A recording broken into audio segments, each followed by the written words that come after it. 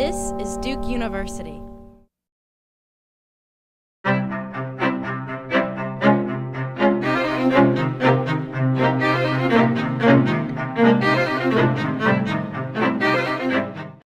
just wanted to start, though, by asking you maybe just to talk a little bit more about the closing statement about the mission. I think it's quite interesting that in the way you phrase it is that the mission is to help create a pool of public intellectuals who can write, but who can write in a particular way.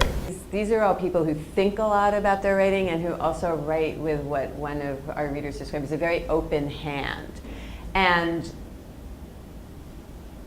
I'm going to answer your question a little bit obliquely with an anecdote about a job placement seminar that I was once running, and I read the letter of a very, very, very bright student, and it was extremely complicated. Most places very, very lucid. You just had to stick with it. But there was one sentence I just couldn't understand, and I was a young assistant professor, and I thought, God, I guess because it's not my field, I just really don't understand it. So I said, I don't understand this sentence. Can you explain it to me? Doing that thing where someone has to say it.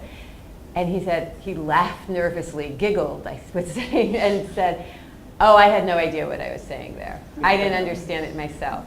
That was a really important lesson for me that, sometimes when people don't write clearly, it's because they're thinking clearly, but they're not expressing it clearly. But it's always a good exercise for all of us, I think, to try to write in a way that many people could understand. You can get very, very, very adept at using a particular set of muscles to execute a particular task, and you then actually become less adept even at that task if you don't put yourself outside your comfort zone and use your other muscles in new ways.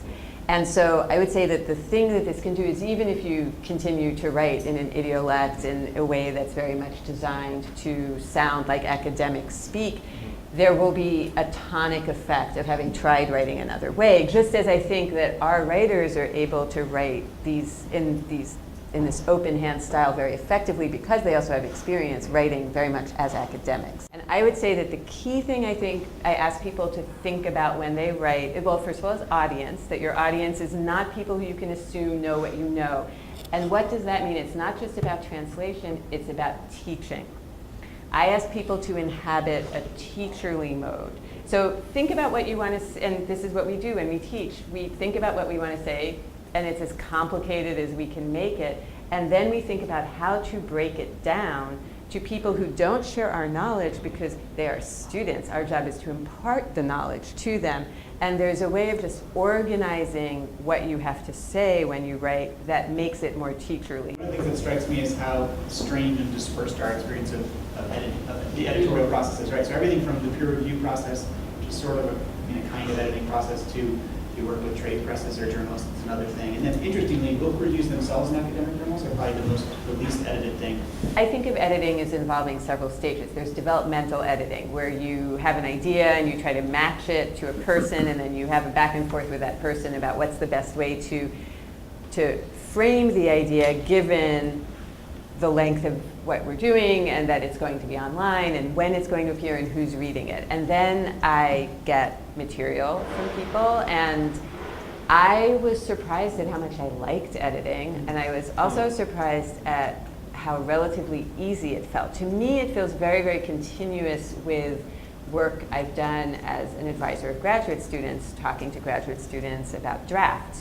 Drafts of dissertations are usually, the ones I see, I think, have been deeply labored over, but haven't yet necessarily found their footing. We certainly don't have a house voice or a house style that we're imposing. I think it would be really boring if all the essays sounded somehow the same. A lot of it is about trimming.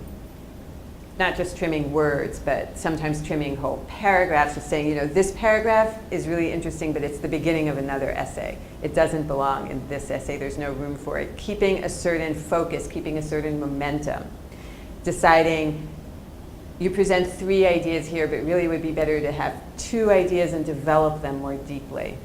And we usually go through 2 rounds of editing. So somebody turns an essay in, they do one round that I think of as kind of the clearing round, and then in the second round you can do more refined things or see the whole structure better.